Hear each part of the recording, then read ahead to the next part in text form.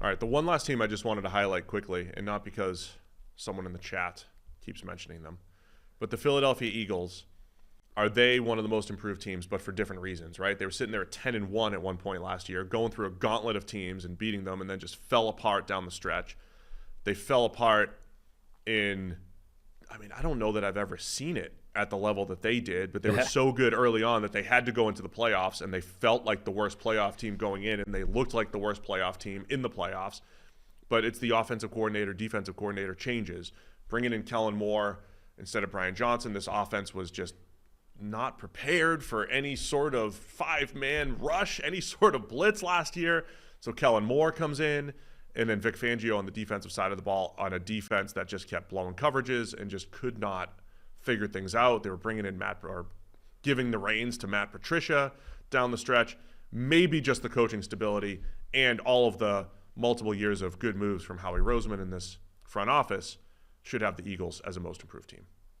So you might be able to sell it to me in terms of that coaching overhaul. But from a roster standpoint, it's not immediately apparent to me that they're better than they were a year ago. Yeah, I mean, again, if you're just saying we don't have parameters for, what's most improved team? It's our own show. Right. We can make it up. If we're saying player for player, are they a better team than last year? Maybe not. I think that's entirely debatable because every addition you can point to there's not necessarily a corresponding, but there's a balancing loss, right? So, they added Bryce Huff. Yeah, but they lost Hassan Reddick, right? Oh, they added Saquon Barkley. Yeah, but Jason Kelce retired. Like there's a counterweight to every one of these big moves that they made in terms of additions. They did get less athletic losing Jason Kelce and adding Saquon Barkley. That is a good point. That's true.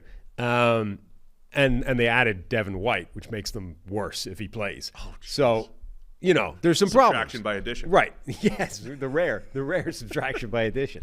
But I do think, and look, the draft was outstanding, right? But because it's a draft, they're rookies, you don't necessarily know how much of an impact those guys are going to make. Could be amazing, right? If they nail every one of those picks, if it's as good as it looked, that draft could propel them in a different direction. But if they just sort of hit a baseline of rookie expectations, it's probably not made them that much better.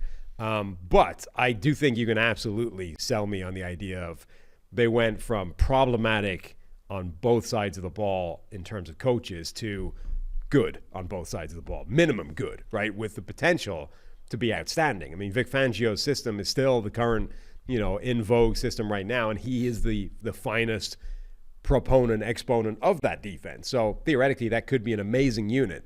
And Kellen Moore, minimum, I think you're talking about a good offensive coach, and we don't quite know where he can get to in terms of what he can bring to the table with a group. So going from where they were a year ago to where they are now on the coaching side, I think is definitely one of the biggest upgrades of the offseason. But overall, you certainly can't, I don't think, make the argument just by looking at their roster.